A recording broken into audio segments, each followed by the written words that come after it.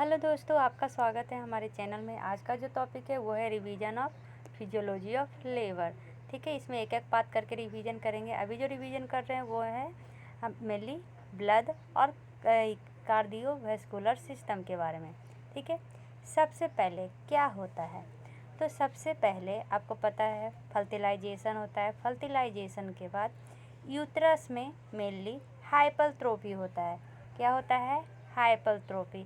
तो आप सोचिएगा, जब हाइपरट्रोफी होता है तो हाइपरप्लेसिया नहीं होता, हाइपरप्लेसिया भी होगा लेकिन हाइपरट्रोफी ज़्यादा होगा। अब ट्रोफी कहने का क्या मतलब है? साइज ज़्यादा बढ़ता है नंबर की अपेक्षा। किसके कारण होता है? ईस्ट्रोजन के कारण होता है। कब से स्टार्ट होता है? तो 12 वीक से स्टार्ट होता है। जब बात करें ब्रेस्ट की तो इसमें भी हाइपरट्रोफी होगा। तो इसका मैंने कोड याद कर बनाया है, जैसे कि पेग। ठीक है, पेग में जी क्या है? ग्लैंड। प्रोजेस्टेरॉन और ईस्ट्रोजन दोनों के कारण ग्लैंड में क्या होता है? हाइपरट्रोफी होता है। और बाकी जो है डक्ट में और यूट्रस में ईस्ट्रोजन के कारण हाइपरट्रोफी होता है। ठीक है, अब क्या क्या बढ़ता है, क्या क्या घटता है, तो सबसे पहले कहानी की तरह समझते हैं, फिर इसको ईजिली समझेंगे। तो आपको पता है जो हमारा थायराइड ग्लैंड है वो प्रोड्यूस करता है थायराइड हार्मोन, जिसके कारण क्या होता है? हमारा बेसल मेटाबॉलिक रेट बढ़ जाता है। तो यहाँ पर यही होता है, थायराइड हार्मोन का प्रोडक्शन बढ़ता है जिसके कारण बेसल मेटाबॉलिक रेट बढ़ जाता है। कितना बढ़ता है? तो 20%। अगर कोई चीज़ बढ़ गया तो उसमें ऑक्सीजन का कंजप्शन भी क्या होता है? बढ़ जाता है, जिसके कारण ऑक्सीजन जो कैरी करते हैं उनकी कैपेसिटी भी क्या हो जाएगी? बढ़ जाएगी। अब ऑक्सीजन का यूज बढ़ रहा है तो आर्टरी और वेनस के बीच में जो ये ऑक्सीजन का डिफरेंस था वो क्या हो जाएगा? घट जाएगा, क्योंकि जितने भी ऑक्सीजन है वो क्या हो रहे हैं? कंज्यूम हो जा रहे हैं। ठीक है, उसके बाद क्या है?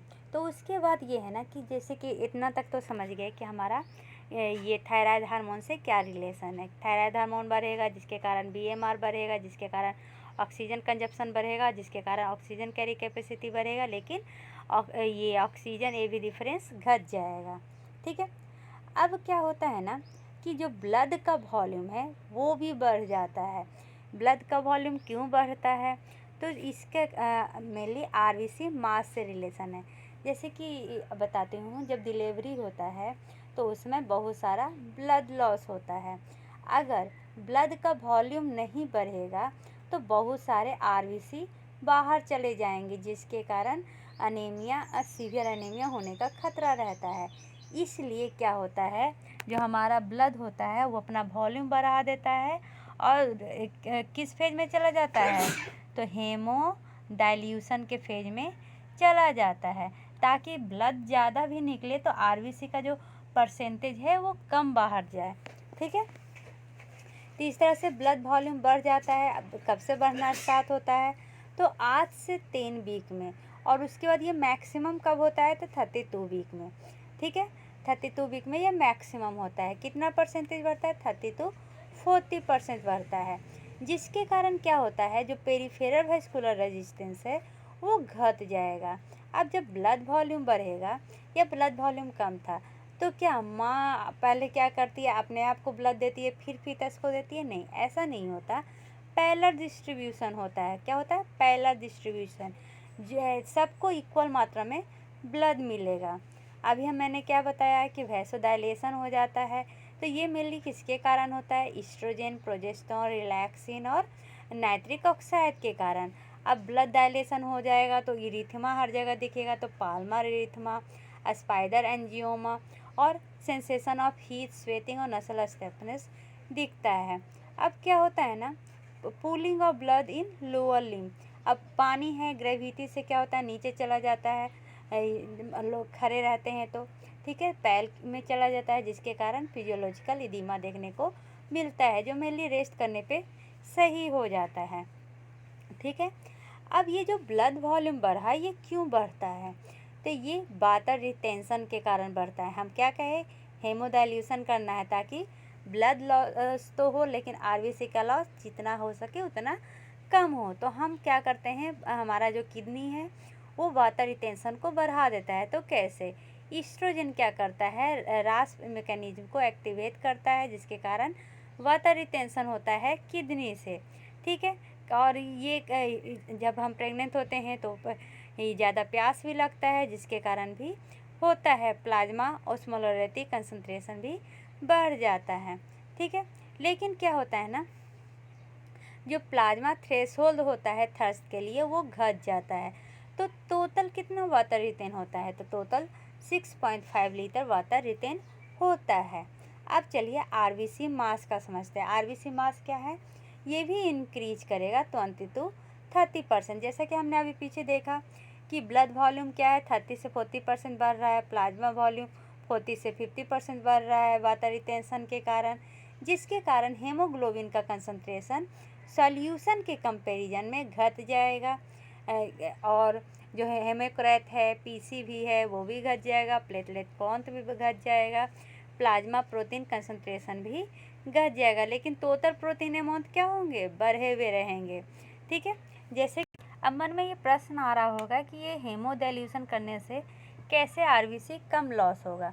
तो देखिए, जैसे एग्जांपल लेते हैं, ये हमारा मान लीजिए 2 कंटेनर है, ठीक है।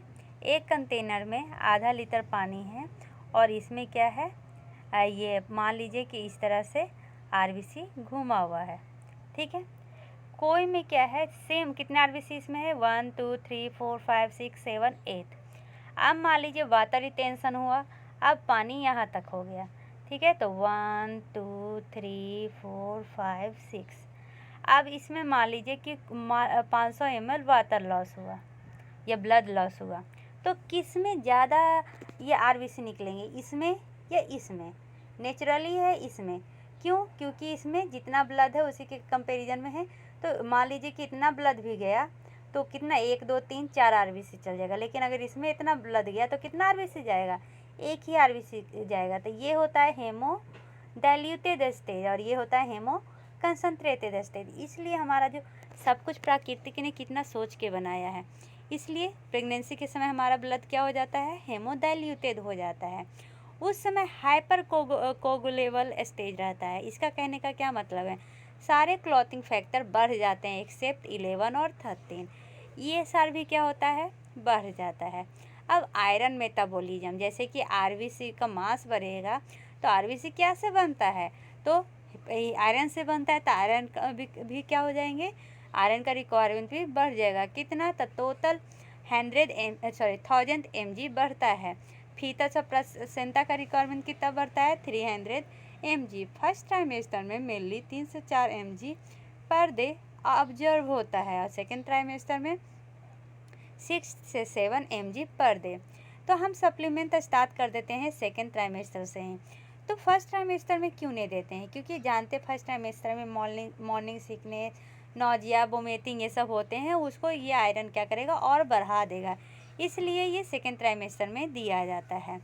अब एक टर्म है फिजियोलॉजिकल एनीमिया इन प्रेगनेंसी, ये क्या है, तो फिजियोलॉजिकल एनीमिया में क्या हो जाता है, हेमोग्लोबिन का कंसंट्रेशन कम हो जाता है और जो मेनली स्टार्ट हो जाता है 7 से 8 वीक में ही और इसका मैक्सिमम देखने को मिलता है 32 वीक पे। इसलिए जब भी इस ट्राइमेस्टर में जब भी विजिट करते हैं तो हेमोग्लोबिन का कंसंट्रेशन देखा जाता है।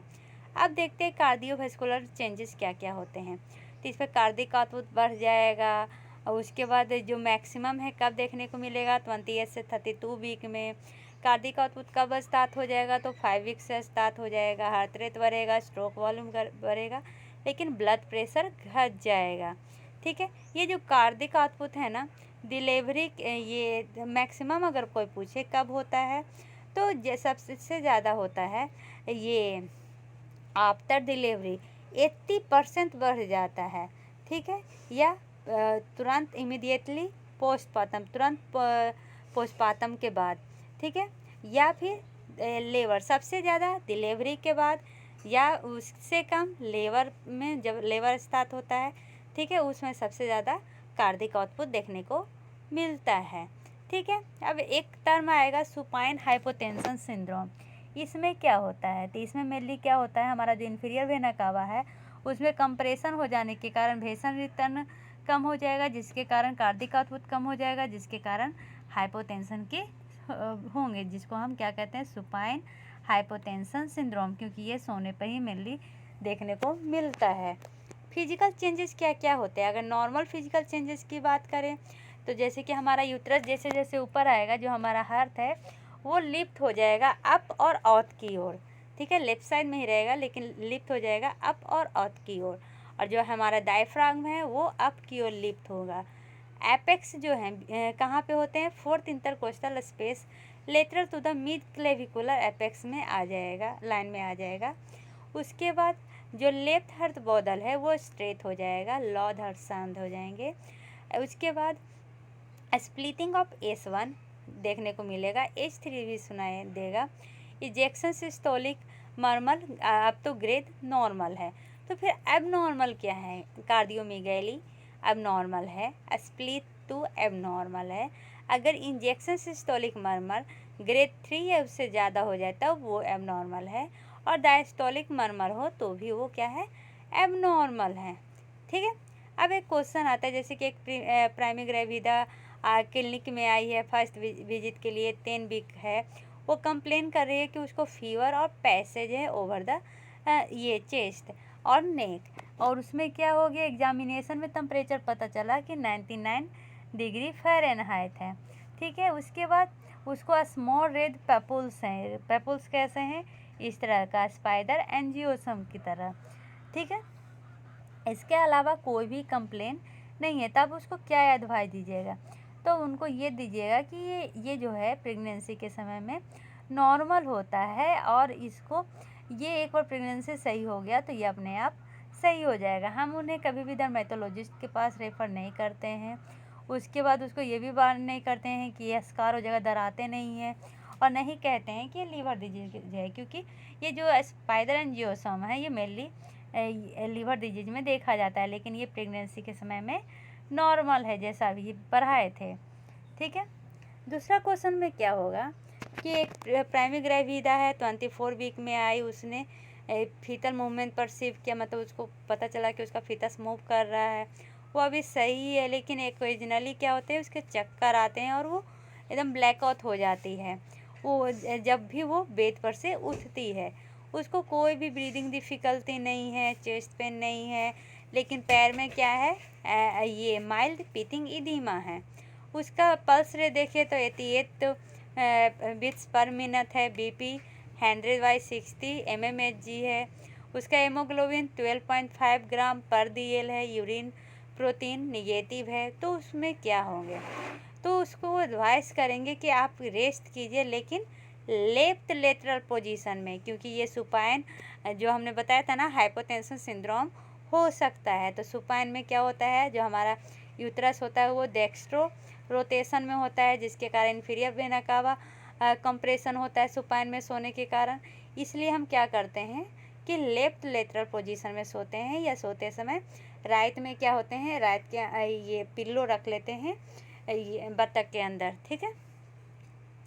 इसमें से सभी सही हैं ब्लड फ्लो के लिए, एक्सेप्ट जो यूट्राइन ब्लड फ्लो है टर्म में 750 ml पर मिनट होता है, ये सही है। परमोनली ब्लड फ्लो बढ़ जाता है। Decrease peripheral vascular resistance, blood flow जो होता है क्यूटेनियस सर्कुलेशन में बढ़ जाता है, घट जाता है, ये गलत है, क्योंकि ब्लड फ्लो क्या होगा, क्यूटेनियस सर्कुलेशन में बढ़ जाएगा, तभी तो इराइथेमा एंजियोसम ये सब देखने को मिलता है, ठीक है। अब बताती हूँ कि जो कार्डियोवैस्कुलर एग्जामिनेशन में कौन कौन सा नॉर्मल था। जैसे कि क्या है, कार्डियोमेगैली एबनॉर्मल है, लेकिन कार्डिक सिलौती इनलार्ज होना क्या है, नॉर्मल है, ठीक है।